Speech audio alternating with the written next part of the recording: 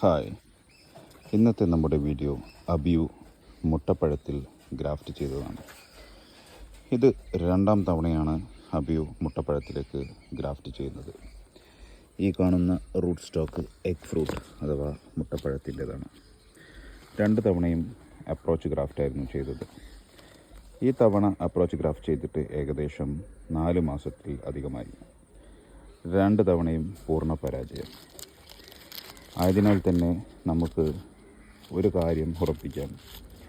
മുട്ടപ്പഴം അഥവാ egg fruit, അതിലേക്ക് നമ്മൾ ഈ പറയുന്ന അബിയു മരം അല്ലെങ്കിൽ അബിയുവിൻ്റെ തൈ ഗ്രാഫ്റ്റിംഗ് പൂർണ്ണ പരാജയമായി കരുതാം. ആർക്കെങ്കിലും ഇത് ചെയ്ത് വിജയിച്ചിട്ടുണ്ടെങ്കിൽ ഇതിൽ കമൻറ്റ് ചെയ്ത് അറിയിക്കുക. 99% ഇത് പരാജയപ്പെടാനാണ് സാധ്യത. തുടക്കക്കാർ ഇത് ചെയ്യേണ്ടതില്ല എന്ന് ഓർമ്മിപ്പിക്കാൻ വേണ്ടിയാണ് ഈ വീഡിയോ ചെയ്യുന്നത്. അപ്പോൾ ഇതിൽ നമുക്കൊരു കൺക്ലൂഷനിലെത്താം. അബിയും മുട്ടപ്പഴവും ഗ്രാഫ്റ്റിംഗ് കോമ്പാറ്റബിലിറ്റി ഇല്ലാത്ത 2 തരം പഴവർഗ്ഗങ്ങളാണ്.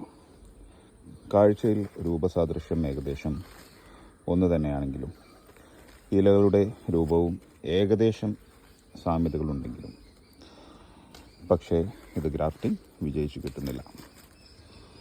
ഇത് ജസ്റ്റ് ഒന്ന് നമ്മുടെ സബ്സ്ക്രൈബേഴ്സിനെ അറിയിക്കാൻ വേണ്ടി മാത്രം എടുത്തൊരു വീഡിയോ ആണ്. നന്ദി.